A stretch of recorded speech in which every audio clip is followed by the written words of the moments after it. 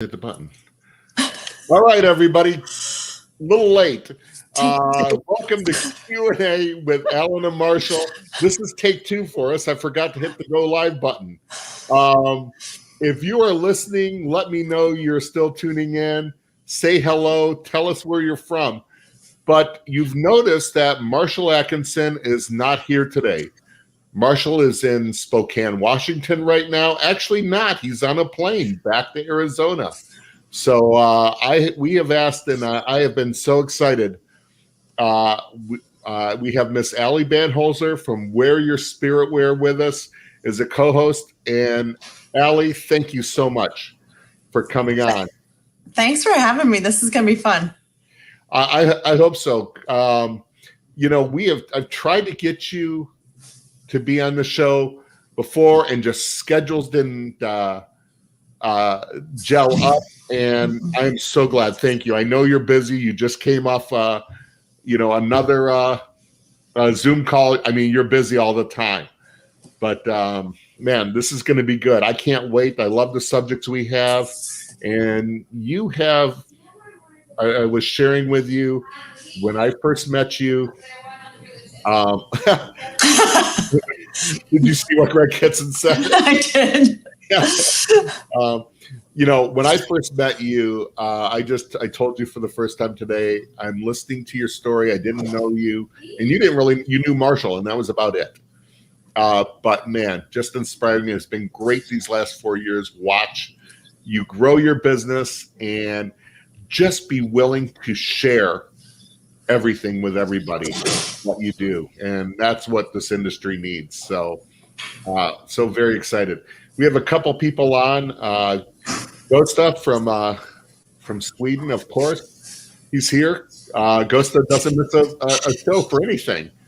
From Uppsala, Greg Kitson, of course, from Decatur, Indiana. Greg, how are you doing today? I'm loving the sunglasses in the picture. That's classic on there. And of course, our friend Michael Albright. Allie looks much nicer. A breath of fresh air. She does. Thanks, Mike. Yeah. I'm sure you guys are tired of looking at Marshall and I the whole time. Brian's here with us. Good morning, Brian. Josh, hello. Mr. Peter Walsh from M&R in Roselle, Illinois. Don from Atlanta or Georgia. Carlos says he's doing real good. My buddy Carlos from Chicago. How you doing, sir? Carlos has been busy. I was at his shop a few weeks ago. They have, cleaned and glazed floors and stuff, and there's a very big screen print shop. But he's been busy all the way. Sam Bollinger from Multicraft here in Michigan. Sam, how's it going, my man? So, yeah, lots of people. Yeah. So what have you been working on, Allie? What's been going on? What's new and exciting? We have gotten really busy all of a sudden here in Maryland. Things are starting to open back up. Schools are back in. Sports are back in. But the crazy thing with the sports is they're playing catch up. So we have fall sports. We have cheer and football along with baseball and soccer and spring sports. And so we're matching our 2019 numbers and exceeding our 2019 numbers. And we could not be happier because things are coming back. And I hope that's the way for everybody. That is exciting to hear. I'm seeing it. I was actually just in Arizona, and they're saying the same things. And all over the country, things are starting to open. Sometimes it feels a little bit like 2 steps forward, 1 step back. But I think we're all excited just for the things that are opening and for the business that's coming. And, I'm real excited because during COVID and stuff, this was a rough time for people. But you kept going. You kept working a plan. And, wow. So this is going to be exciting. And you can hear in her shop that background noise. I mean, things are moving all the time. So, no, you're Sorry. fine. I know, it's good. It's not overpowering. You're fine. So, I don't know who said it, but I posted it on my Instagram feed today. Champions make distance on Fridays. So here in the shop, Fridays, we're still full production. we're all in on Fridays.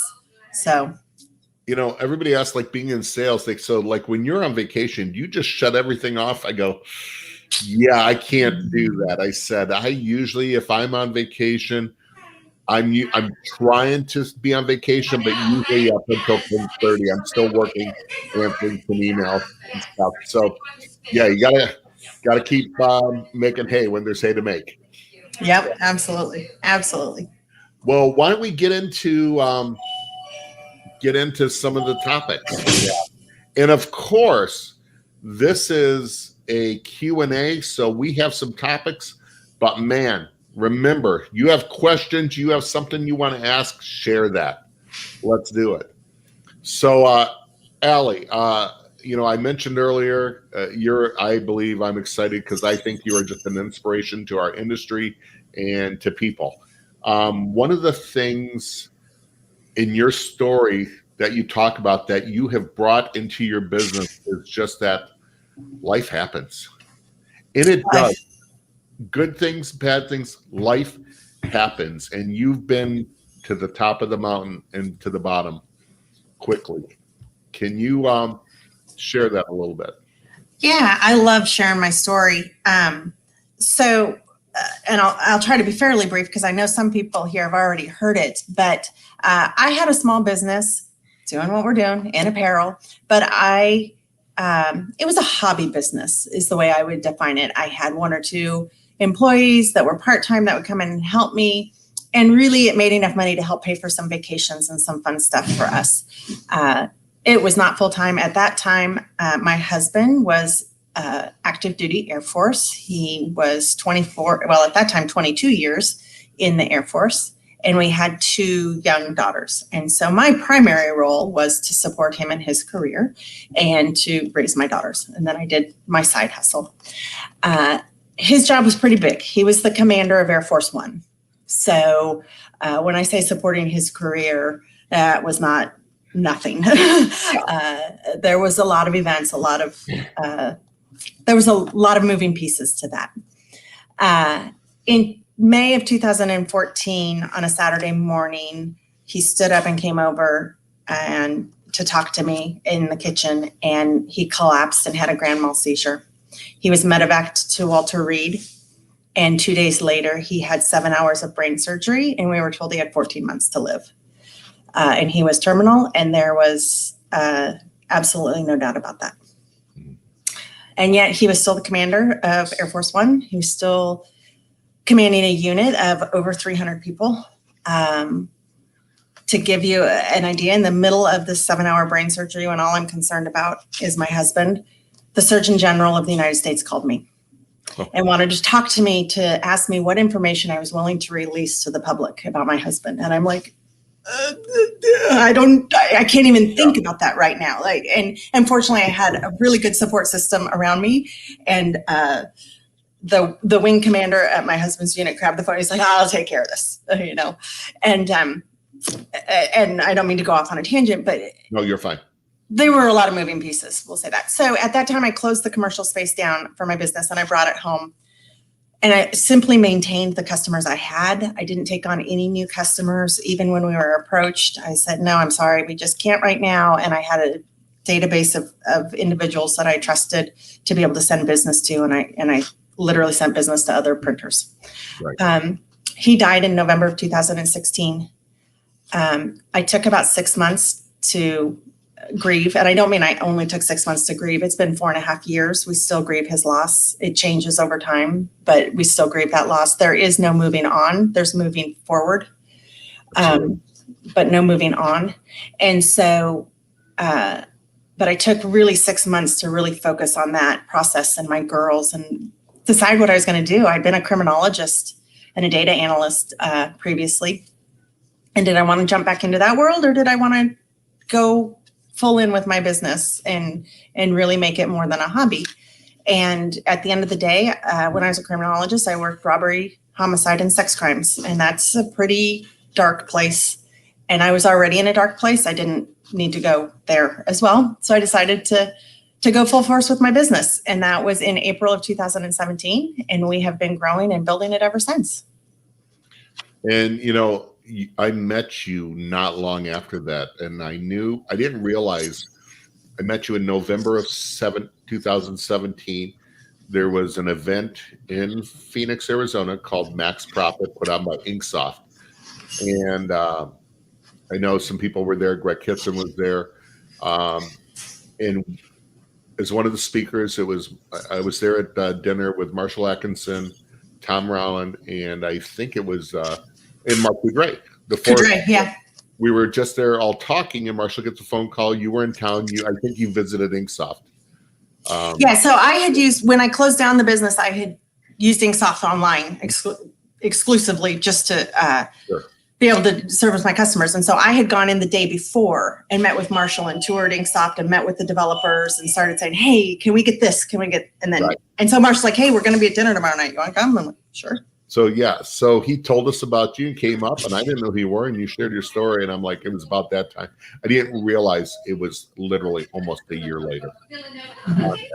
And I'm going, okay, this is nice. This is a lady starting their business and stuff, and awesome. Since then, you have not only shared your story, but you have taken it and you have springboarded that into growing your business. Call it life lessons or whatever. And one of those things, Are you hearing Kimberly? Is that all you can hear? I am. That's okay. I'm sorry. No, you're fine. Hey, it's life, man. It's good. One of those things that you have springboarded, I heard you speak on, is this. And I told you when we started scheduling this, we have to talk about checklist. Yes. Can you share that? And I heard an analogy that, and you can share it any way you want, but it was from your husband and being a pilot and checklist, but you brought it into, and I think it was during COVID, of how you navigated the COVID thing. And so can you share that a little bit? Yeah, absolutely. So if you've been around aviation at all, you know that they run everything by checklists. It doesn't matter if you have 10,000 hours in an aircraft and you have started those engines every day for the last 10 years, you still run the checklist to do that. And so it is a call out and response on the checklist. One pilot calls out what the item is, the other one confirms it in an affirmative or a negative. And so it is make sure everything is done consistently every time. And and what's funny is my husband even started using checklists at our house for my girls getting ready for school in the morning. I think I told you this story. Yeah. And, checklist: shoes, check; backpack, check; lunch, check; homework, check. Yeah. Out the door we go. And I can tell you, even if they're not physically running checklists anymore, mentally they are. And from about third grade on, I never had to go to my kids' school to bring them something they forgot at home. Yeah. And it's kind of the same way in business. Now, a checklist is not a map. It's not a business plan. It's not going to run your business. But if you have employees at any level, they should be running checklists for your processes every single time. And that's how you're going to get consistency and efficiency and effectiveness. And so when it came to COVID, we didn't panic. We had our checklists. We had our plans. We weren't quite expecting the significance of COVID or quite the impact, but we still had our plans and we ran our checklists. So yeah, when people start saying, well, but what about this? Well, what about that? And I'm like, well, you have your checklist, right? Just operate it. If you have an in-flight emergency on an airplane, there are emergency checklists. Yep. First thing you're going to do, go on oxygen. Whether you're a passenger or the pilot, go on oxygen. Put the fire out. And do we have 4 engines on fire? Or do we have 1 engine on fire? 2 different checklists. With COVID, was this a blip or was this a major thing? Was this a complete flame out, or is this, we got to take care of this fire over here and move on? Yeah. I love that because, even as a passenger who is on a plane all the time, I don't, everybody, I could do the safety checks that the flight attendants do. You just travel so much, you know it. But I found myself like it was a long flight. I'm getting ready and stuff.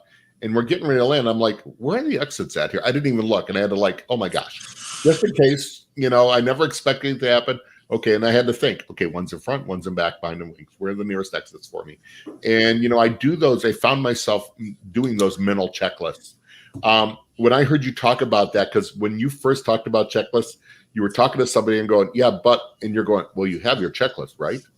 And I'm thinking, this is during COVID. I'm going, do I have a checklist for COVID? And I didn't. And I'm like, wow. So I immediately, legal pad, start writing down, what do I need to do? What do I have on my savings? What do I need to cut back on? How am I going to navigate through this just in my personal life? And so, yeah. So I think, and Marshall teases me about it too. Anytime we talk about something, I go, you have your checklist, right?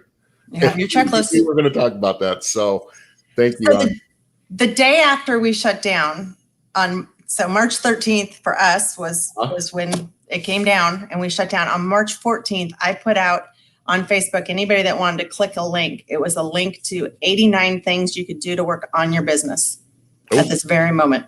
That was the checklist. Absolutely. Okay, if you can't be in your shop doing this, here's 89 things you can be doing to bring your business back full on. So absolutely. Well, we got a couple comments. Erica just joined us. He says, hi, all. Ray Smith from Aviant, the former Poly One company. Ray, it'll always be Flexible Products to me. I think you know that, but that's okay. He says, amazing story. God bless you and your family. Thank you. Wow. Good on you, Ali. Ray says, sounds like a group loves working there, or maybe because it's Friday. I think it's probably both. And Ray says, checklist. Sully would be proud. And when he put that down, I'm sure they ran the checklist. They ran the checklist. Absolutely, they ran the checklist. Yep, absolutely. And then Christine Shreve just joined us. Christine, how you doing? I remember that list of 89 things. Thought it was a great way to remind people that we may have shut down, but life goes on. And it does. This is where problems happen, and I think we all just kind of dig down deep of what are we made of, and what do we lean on there. You got to have checklists, you got to have faith, you got to do whatever it is to be getting through there, but you got to keep moving. And so well, you think about it, I can't think of too many industries or career fields that don't have it. Hospitals, checklists, right. Right down to doctors. When Dave had his surgery, they were going in on the right side. They would mark it, and the doctor had to come in and write his initials on my husband's forehead. Yeah. For what side they're going into, things. So, yeah. And we were just talking. I mean, I do checklists still on my own, just daily things to do. They're not a roadmap, but here are the things I need to remember. And what do I have to do? And, I'm writing things out before we get online. I'm writing out things I have to do for work. I'm writing out, today is pay bill day. Have I paid? Make sure I make the payment on my corporate Amex card, the one I use for work. Just the little things, because there's so much going on always. It's a daily checklist. Real big on notes and stuff. And I think too, I remember, and this isn't really a checklist thing, but of writing things down. So I left the industry for a little bit, from about 98 to 2000.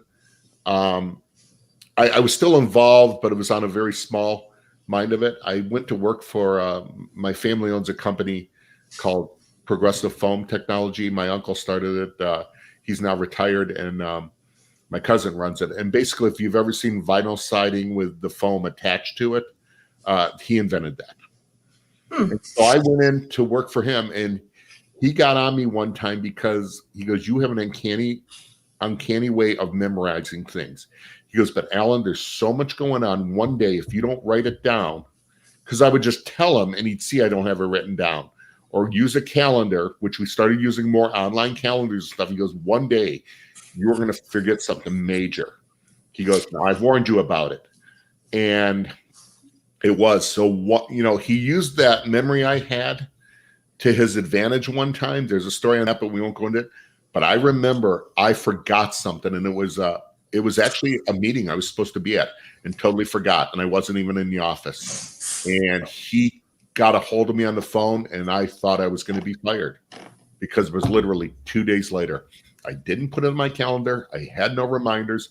It was not on my checklist. And I think I remember now as I'm older and don't remember as much, I have to use my calendars. I have to use my checklist. We have so much information coming at us that it just gets mind-boggling in life itself. So yeah, but let me make a distinction here too. A checklist is not a to-do list. Correct. So you putting pay your Amex on today. That's putting it on your to-do list. Your checklist would be how you pay your Amex. So you go here. Did you go to the right URL? Check. I mean, this is simplified, of course. Right URL check, password check. Yep. Confirm the bank account is coming out of check. Yep. Blah, blah, blah. Check. Yep. Yeah. And so, or an email comes in, you forget to put it on your calendar. Well, the checklist isn't the to-do list of the meeting. The checklist is every time I get an email about a meeting, these are the 5 steps I take. I find the Zoom coordinates, I put them in the same place every time. Yep. So when it's time to get to the meeting, I know where it's at. Like today for coming on here, Marshall sent us an email a couple days ago. This is where you're going to go. That went into the calendar invite. I didn't leave it in email. I didn't chance not being able to find it at that very moment because that's my checklist. Put it on the calendar. When you get the link, put it in the comment section of it. And so it's, I just wanted to make that fine distinction. No, I think that's a great distinction. Thank you so much. Yes. So in your business, so like on your everyday business, what checklist do you do still? I mean, you did 89 things, and I mean, can you share some of that? Yeah. So, that you're going to make me go back a year. I don't know that I can share those off the top of my head. No, I don't need to share that. So for me, we have checklists when you come in. They're posted around, but we do a lot of visual management. Mm-hmm. So checklists are startup procedures. What do you do when you come in? Turn on the presses so they're warming up so that, when somebody comes in, unlock the front door, turn the phones on. What are your basic startup procedures? We've got checklists for, cleaning a screen. These are the steps you take. I love that. SOPs for screen cleaning. Yep. There's where I live. Yep. Yeah. And one of them includes checking and writing down on the side of the screen tension, just so you know. I love that. There is a big checklist on the exit door for the last employee out to run through. Make sure the lights are off. Make sure the front door is locked. Make sure all the presses are off. Make sure the air compressors are off. And it's not just make sure the presses are off. We've got 4 heat presses. It is individually. Make sure this heat press is off. Make sure this heat press is off. The hat press is off. The sublimation press is off. It's very specific. Last man out. Yep. Make sure the flash cures are off. There were more than one shop that burnt down because the flash cure was left on. Yep. Last man out, initial, and time. I love it.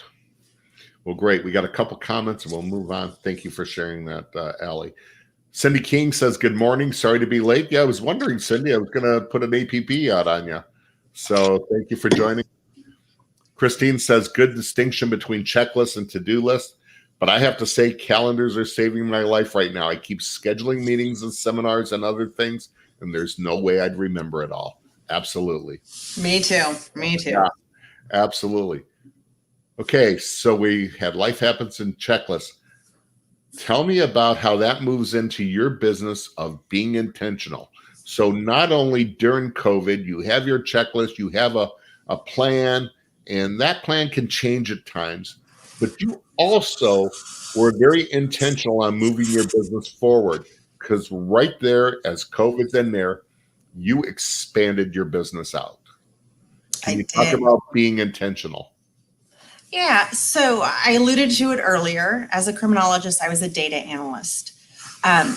part of being a data analyst was coming up with the MO of criminals and doing link analysis with known associates and trying to determine where to deploy patrols to figure out, where we can catch this guy and things that way. Right. Guy or gal, you don't want to. And I kind of had an epiphany with business that, okay, if I can come up with an MO to catch criminals, I should be able to come up with an MO to catch customers. Oh. I should be able to use link analysis. Ooh, I think we call it LinkedIn now. To figure out if this guy knows this guy, then they can be linked through this mutual contact and I can get it in here and things that way. So I really became very intentional on data and data analysis in my business. And we all have gut instincts. And this is one of my morning checklists. First thing when I come in the morning, I run my data from the day before. We've got daily data, weekly data, monthly data, quarterly data, annual data. And it's not just financial. We collect a lot of data. And I look at those numbers and I look for trends. If you were to do a control chart, and I won't get too technical, but if you were to do a control chart and you plotted your daily data for whatever topic it is, if you see 7 consistent dots, 7 up, 7 down, 7 flat, that's a trend.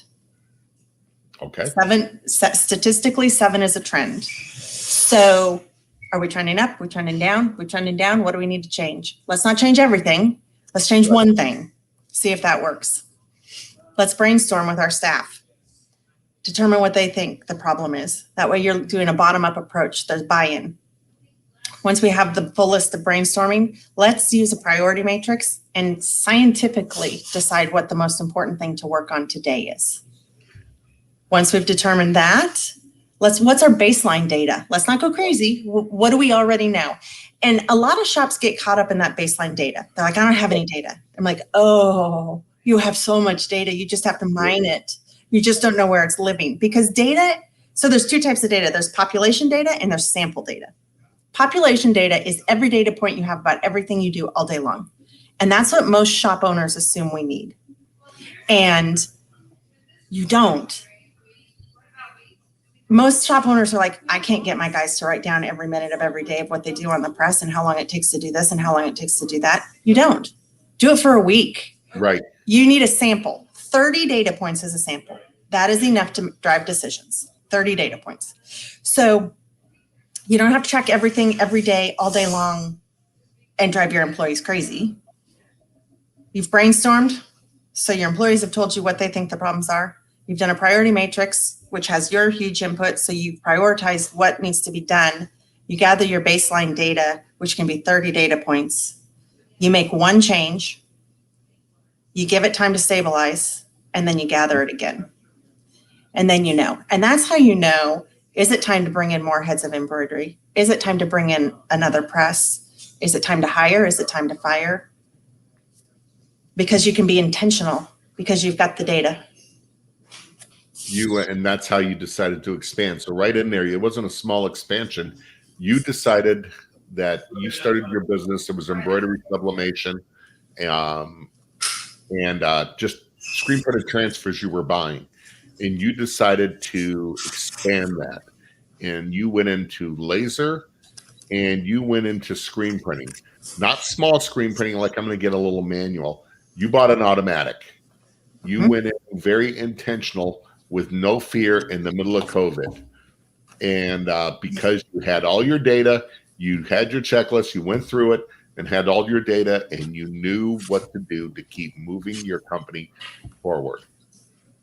So exactly. That is amazing. How has that been? Now, as someone that I live in that screen print world, there is a learning curve to screen printing.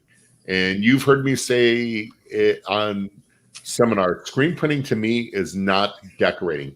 It is in the fact that we are embellishing, we're applying something to a garment, but it is manufacturing. There are steps, there are processes and SOPs that have to be followed. Was that a difficult transition? It's different than embroidery. It's different than heat transfer.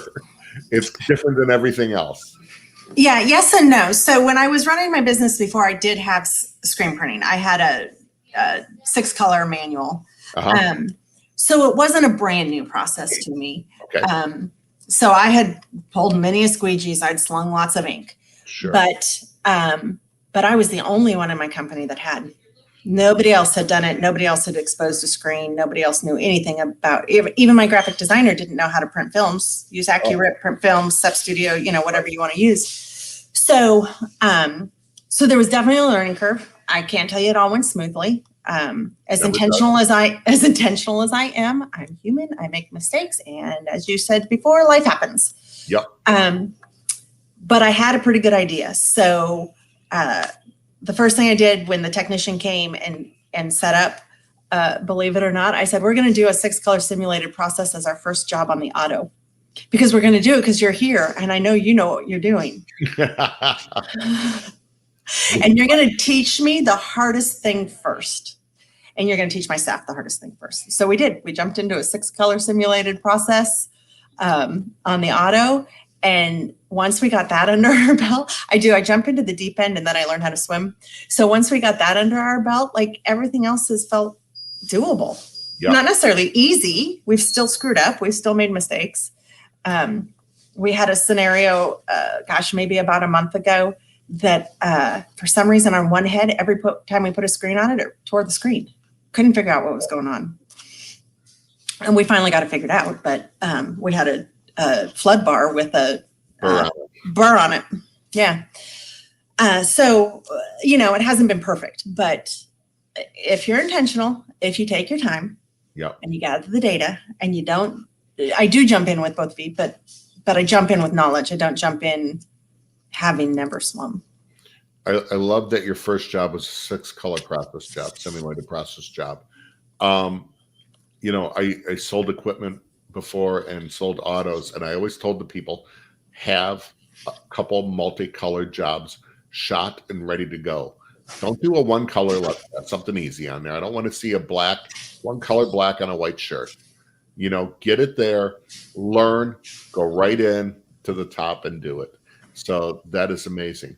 So everybody listening, what are the things in your business or in your life that you have been intentional on that has moved you, that you've jumped right in? I would love to hear some of that. And I know some of the people out there, man, they've been in business a lot longer than you and I, Ali. So I'd love to hear from some of them.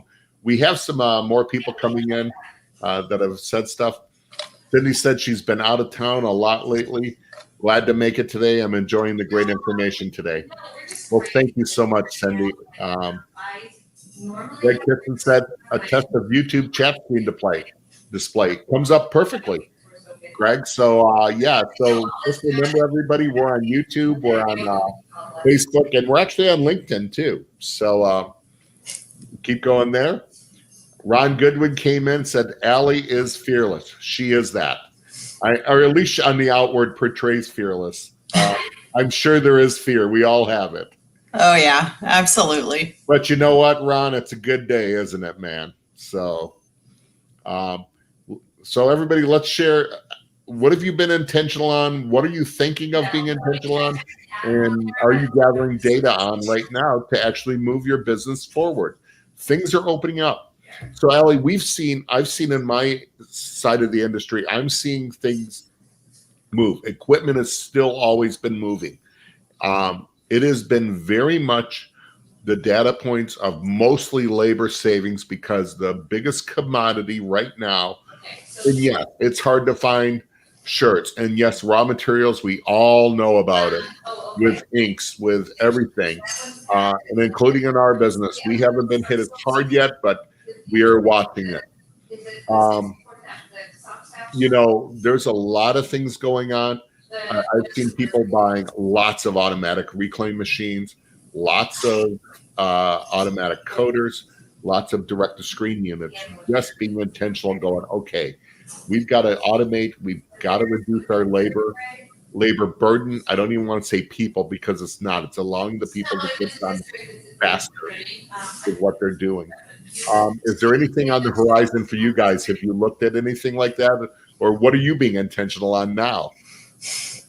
I'm a little share. I don't want to put you in a corner and share the No, no, it's good. I'm a little jelly of seeing all the auto reclaims and the CTS direct to screen. Sure.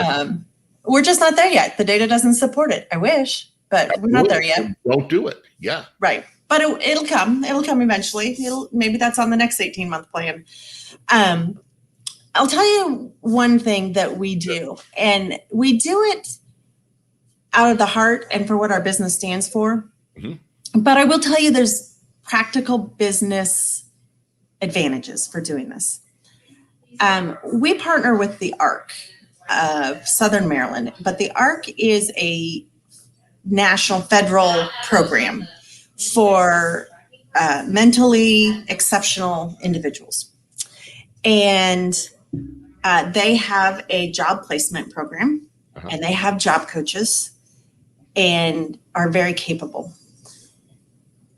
For our heart, we love, from our business mission and our heart, we love partnering with the ARC to employ individuals. Right. From a business advantage perspective, two things happen. You get employees who have already been very well trained. They show up on time. They call if they're going to be sick. They do the jobs that you ask to do no matter what.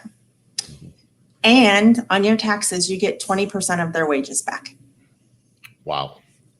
By employing somebody from this program. So those are the business advantages. I can tell you from a business and personal stance, Tyler is one of our employees from the ARC, and he is one of my most consistent, reliable, hardworking employees. The other piece of it is they come with a job coach that comes in once a quarter, gets an evaluation, sits down with them, goes over the evaluation with them. And if at any time I'm having any issues, I call his job coach, and his job coach comes to work with him for the next week to help and assist and make sure that he's doing the job correctly. So in a time right now with, I don't want to make this sound like it's just, oh, I'm going to do this because it really is my heart. But in a time like this, I will tell you the advantages for the business have been not trained in the technologies, but trained in the basics of customer service and job, being a good employee. Coming with a job coach, 20% back of their wages on your taxes, and pre-screened interview pool, because you meet with their staff first and say these need to be the capabilities. This needs to be what they're able to do, and they bring to you people who have been pre-screened in a time when it's really hard to find people, and it's hard to find people that will sit and wash out screens for 8 hours a day. Oh yeah. So that's my bonus tip, I guess. I don't know in what you were talking about. I think that's great. So as you expanded your business, you went from a commercial space back to home when Dave was sick, to back into a commercial space. Now, as you've expanded technologies and increased, what area of your business was the most difficult or the hardest, maybe the hardest trigger to pull, you think? The thing with technologies, definitely the auto. We had a data or business model very much of doing silkscreen transfers. Mm-hmm. And it worked really well because we came from, when I was at home, all we did was online stores. And so those work great. Embroidery sublimation and silkscreen transfers work fantastic for online stores because you can do print on demand. Our record is 12 minutes from the time we got a job in, pulled the shirt, printed it, and it was literally in the hands of our UPS driver. 12 minutes. Oh, that's awesome. If that doesn't out Amazon, I don't know what does. Right. So that was our model. But as we moved back out into commercial space and grew, we were starting to get much larger bulk orders. And doing the data, there's a point where the cost of bringing in an auto and the expense of transfers cross. And at that point, it makes sense to bring in the auto. But it was scary. That's a big purchase. It's expensive. And I will tell you, I brought in DTG and got rid of DTG. And that's my biggest mistake. I had the data to bring it in for doing the print on demand, but I didn't do enough research. I only did research by going to a trade show and talking to sales reps. Sure. I didn't talk to owners. I didn't go see it in operation. I didn't investigate maintenance and things that way. And I will tell you, there's absolutely a place for DTG. Absolutely. Not in my shop. Yep. Not at this time. I won't say never, but not at this time. Now I know, and now I know what data I need. I didn't know. And so I had been, I won't say burned. I had made a poor choice with bringing in DTG. So now I want to bring in an auto. I had silkscreen before, but I'd never run an auto. So that was the scariest, was making that leap. Big purchase, big expense, change in staffing. Everything that goes along with it. With the auto, it's not just, hey, let's print shirts faster.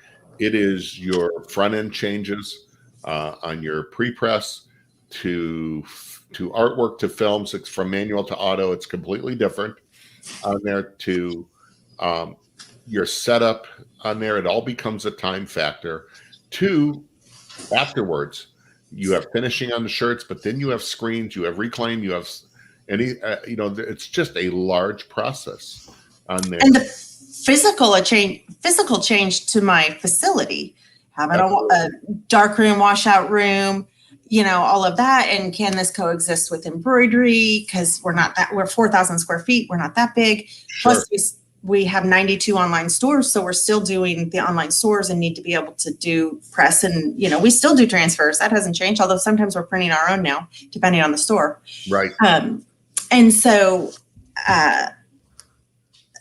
and that physical change has a trickle down, because if you really want to go deep into the data, you're looking at a spaghetti diagram. A spaghetti diagram is, you know what a spaghetti diagram is, but super quick, just in case anybody doesn't. You literally take the layout of your shop and you map every step you take all day long. And you see how many times those paths cross, and you see how many steps you take. And then you look at the layout and see how you can reduce that, because every step is time and energy. And so you look to see how can you reduce that to have the most efficiency. Well, you bring in an auto, that takes up a huge amount of your shop. The whole layout gets flipped. So there was such a trickle down from that. Absolutely. I love the spaghetti diagram. I love the part that you're talking about. How many steps? I see shops all the time where they're taking a shirt off a press, an auto press, and the guy is walking 1.5 to 2 steps to the dryer instead of just turning. And that is time. We got a couple things. Greg Hudson says right here, rearranging my displays. Sorry to use you as a guinea pig. Greg, you're welcome to anytime. Glad you're listening while working. You're not the first one on it. He also says success with special needs placement is dependent on the biz coach understanding the job requirements and very clear communication. Absolutely. Sounds like Greg has had some experience with that, which I would not be surprised at. Go ahead, Ali, you're going to say something? I was just going to say, we're talking about the spaghetti diagram. Unless you have somewhere you want to go with this, I'll give everybody an acronym real quick, and it's downtime. And those are the 8 deadly wastes in a business. Go so ahead. Downtime, D is defects. I don't know what a defect is. Yep. O is overproduction. How many times have you overproduced and then had excess inventory and stuff laying around, and now you don't know what to do with it? W is waiting. Are you waiting for films to be printed? Are you waiting for screens to be coated so you can expose? And I'm writing these down, so go ahead. All right. N is non-utilized talent. Ooh. Do you have people in your shop that are highly capable that you have them standing at the end of the dryer pulling? Yep. Do you have a high school student that's standing at a press but is crazy good with Illustrator and design? Transportation, that kind of goes to the spaghetti diagram. Where are you receiving your shirts? How far are you transporting them to get on press? When they come off the end of the dryer, how far are you transporting them to get them shipped back out? Right. Inventory excess, that would be our blanks. I have shelves of sublimation blanks because I thought we were going to do retail and mass production. Right. They're still sitting there taking up precious space. Every square foot in our shops is precious. Motion waste. So motion waste, some people confuse that with the transportation. The transportation is the physical steps of moving product. Motion waste is your ergonomics as a person. That's how many steps are you taking to the dryer, or are you having to twist every time to grab a shirt before you load it? Or, sure. I use a stand-up desk. I love a stand-up desk. So I don't have to sit up and stand up all day long. And then excess processing. When you're processing those shirts, how many times are you touching them? If you have your systems really dialed in, do you need somebody else to go through and recount and QC, or have we done that really well coming off the end of the dryer? Oh. Is it excess or not? And I can't tell you it's excess if I'm not in your shop, because some shops, it's not excess. You need that to catch the errors. Some shops have it so dialed in, they can take them off the end of the dryer and sort right there and go into the boxes. So is there excess processing? How many times are we touching them? Absolutely. Awesome. On there. I know this is so reminiscent. I've listened to Greg Kitson talk about, and he's on here, but anytime we start talking about processes like that, where he has his profit cycle, and I've listened to his seminar, I've been in his shop, that, as he speaks, Greg's one of those speakers that I tell people, I said, look, Greg isn't one of those guys who just talks.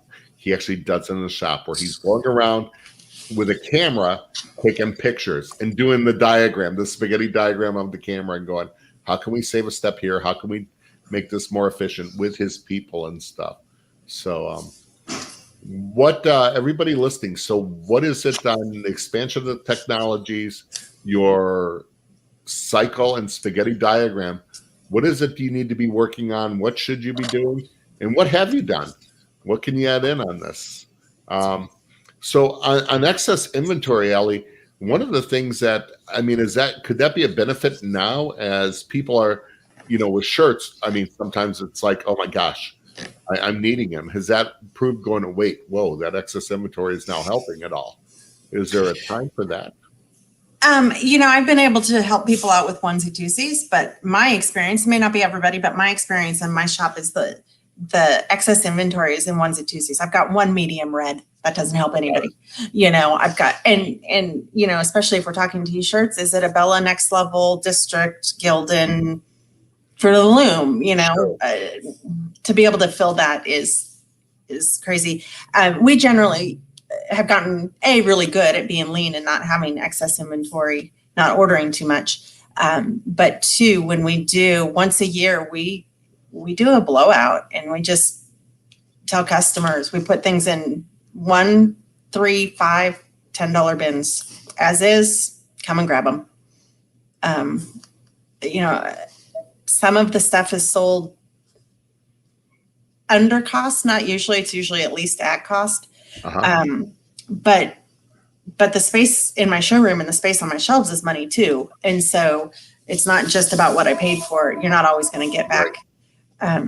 Retail is very much in the industry of data collecting of inventory turns and how fast you turn them, which is why, there's always a sale at Walmart. There's always stuff, and people are like, gosh, how can they sell it for this? Well, they're losing money on it, but they need the space, and it's inventory turns, and it matters on the books.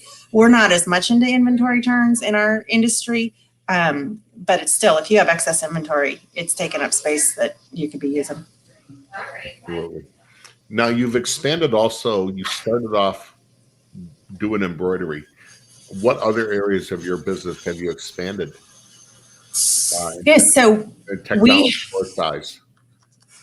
Yeah. So when I moved the business back out into commercial space, we had the manual press. Okay. And no, I'm sorry, we did not have, when I shut the business down out of commercial space, we had the manual press, and I sold it. I got rid of it. I didn't have room for it in my house. So we took on one head of embroidery and sublimation and a vinyl cutter. and ran. When we moved back out into commercial space, we moved back out with those, and we're still doing silkscreen transfers. So that was April of 2017. So since then, now we have 8 heads of embroidery. We have wide format printing. We have a Roland. We do. We still have the cutter, the vinyl cutter. We've got the auto. We still have sublimation, although we're on about our 4th sublimation printer. And then the laser and silkscreen transfers. So is the laser proved profitable for you? I mean, that's is that incredible or not? Yeah. Yes, we love laser. In fact, today, or the last 3 days, we've been cutting the student section of our local high school for football game tonight. We've been doing fat heads, using the laser for that. Huge market for polar camels. And as we all know, leather patches on hats is huge right now. So we're doing all of that. It's also allowed us to bring our tackle tool for embroidery in-house. I don't have to send it out to be cut. So that reduces our cost of goods sold there. Right. So all of that the laser has filled a lot of niches there. So, and truthfully, we got the laser in February of 2020, and right before COVID. Right before COVID, and the first thing we did was figure out how to make masks in hoop on the embroidery machine, and we cut all of our t-shirts. Every t-shirt we had in the shop got cut into a mask on the laser. Oh, wonderful. And so that's how we pivoted in March, and that's how we were allowed to be open as a business. So March 13th, we closed. We were closed for 2 weeks. On April 1st, I'm like, what can we do? What can we do? I'm like, we can make masks. Let's go. And we figured out, we got a pattern. Right. And at first I'm like, we're going to cut these? This isn't good. And then I'm like, we have a freaking laser. We can cut fabric on a laser. Exactly. What fabric do we have? How do we get fabric? Oh, wait, we got stacks and stacks of t-shirts in the showroom. Go grab them. Excess inventory. And that was when nobody could get masks. Sure. So we sold thousands of masks. They were time consuming, labor intensive, but it was also a way for me to keep my employees working. So. Oh man, awesome. All right. Greg Hitson says, photo scrapbooking. I photo for every step in action. Place in PowerPoint, review and reduce photos. The PowerPoint then becomes the SOP for forever. That is forever being reviewed and improved. Absolutely. And I'm excited. Go ahead. We're going to have Greg Hitson on April 9th. Oh, awesome. The master. Absolutely. So I'll be tuning in then. So we do kind of similar, but we do video. We do QR codes. The videos live out on a private YouTube channel. We've got QR codes. They scan the QR code. It takes them there. And then there's a new little tool out there called Searchy.com. Okay. And Searchy lets you search videos for keywords. So if you don't want to listen to a whole 10-minute video, you search for the keyword, and it takes you to that point in the video that it's being talked about. Huh. And Searchy is just S-E-R? S-E-A-R-C-H-I-E. I-E. Okay. Not Y. Okay. Got it. Yep. Thank you for sharing that. Yeah. All right. Charles Juros from New Mexico, Roswell. We donate our excess to homeless shelters. Perfect. Yeah. So many ways. There's none of this stuff needs to be thrown away. There's so many avenues to use it and get rid of it. Simon Clifford from TechMart just now joining us. Morning. Cool stuff here today. Well, Simon, that's what we do. We just bring the cool stuff. We bring cool people on. I'm not cool. I haven't been cool in years since I was a kid. And even then I thought I was, but not. But we bring the cool stuff.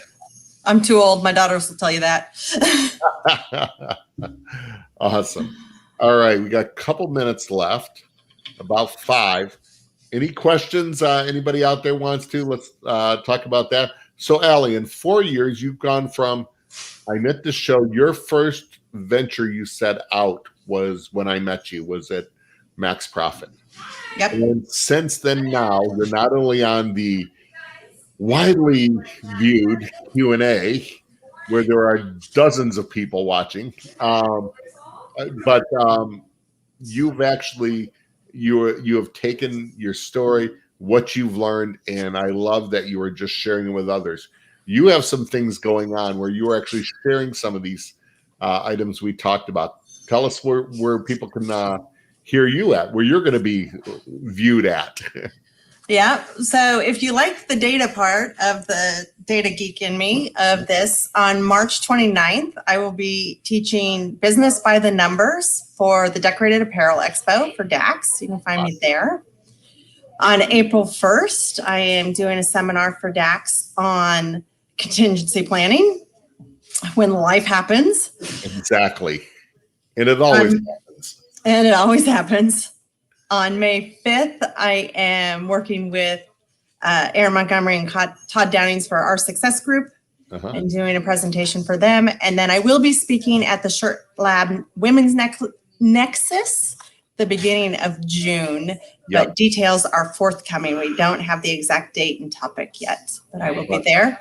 You can always reach me by email. I love collaboration. There's enough business in this world for all of us. I am not proprietary. I am happy to answer questions and help. And I'm also would love to learn from all of you because I don't know, but maybe a tenth of it.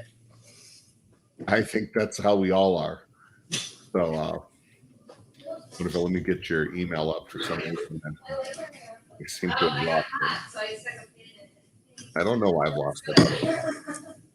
And I see in the comments, Richard wants to see this. And I'll show you this. Richard agrees right there. Okay. Ali, all very inspired. Describe the triangle dongle thing for those who don't know. Go ahead. I had no idea what that was. So thank you. So this is, it's called Timular. It's an 8-sided die. And this is part of our data tracking. So every person that has a unique job function has one of these. And then every process that's a unique process has one of these. You can define the sides by whatever you want. So I have social, I have email, production, blah, blah, blah. Working on the business, R&D, that's not research and development, that's rip off and duplicate. Okay. And no, I'm kidding.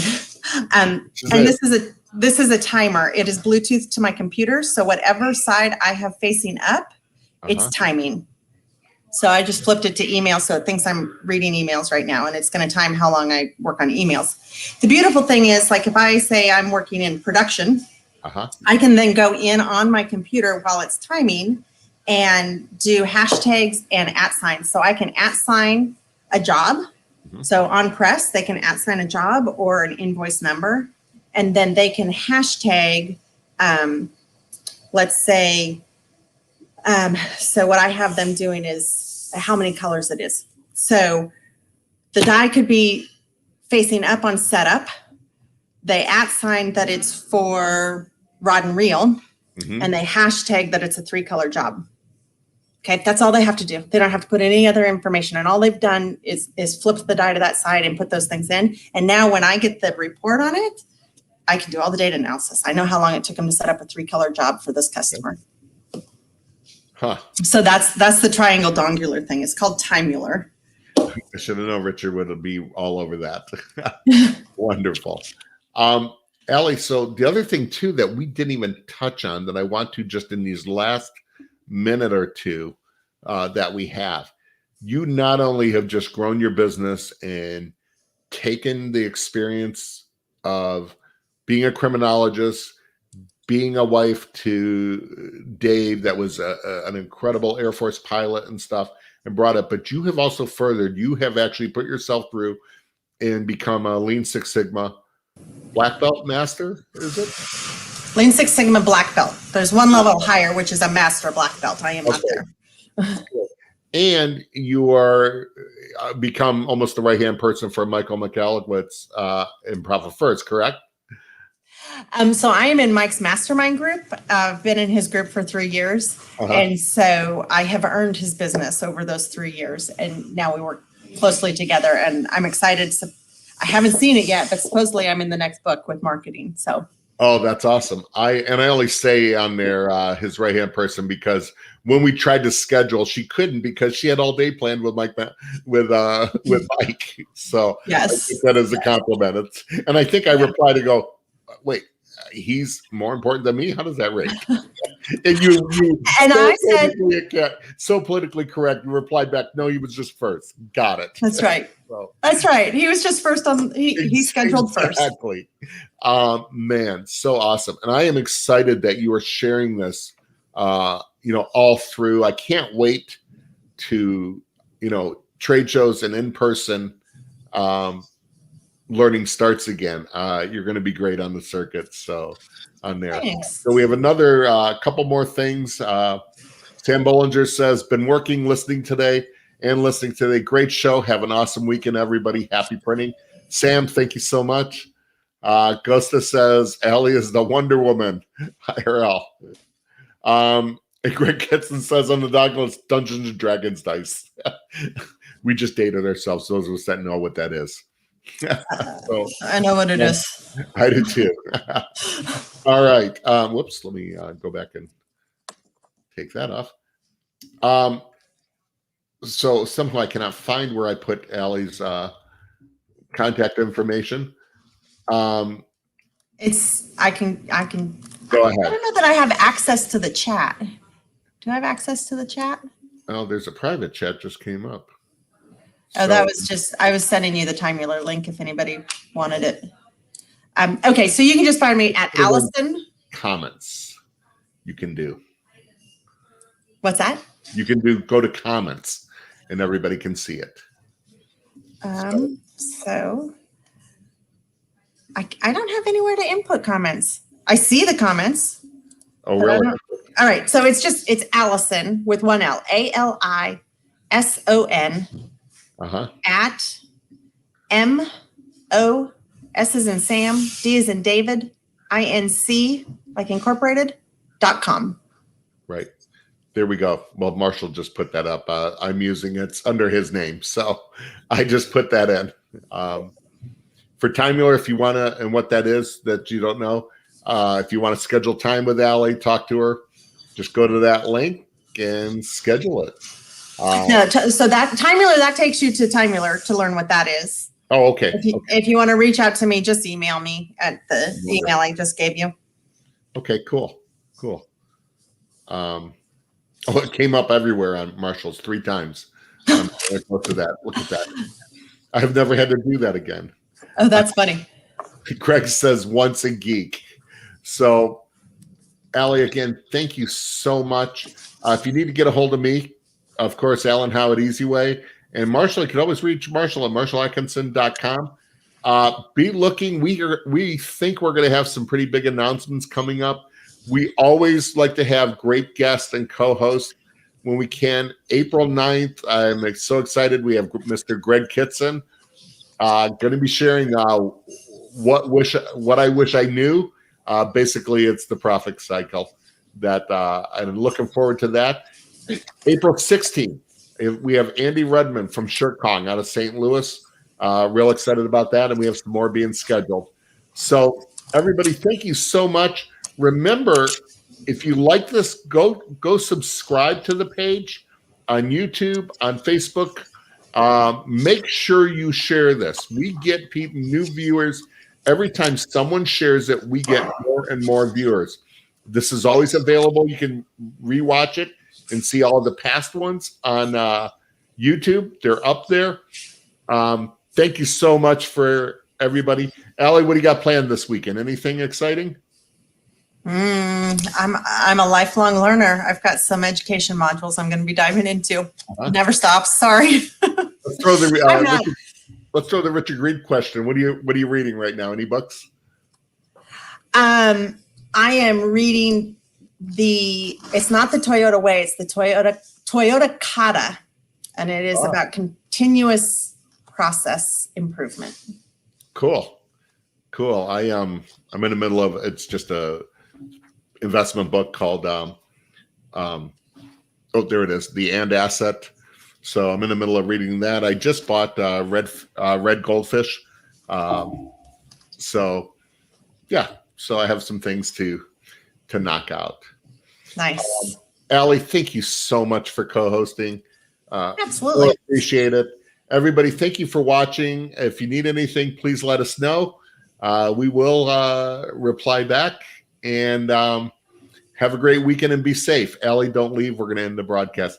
Have a great All weekend, right. everyone. Thanks, everybody.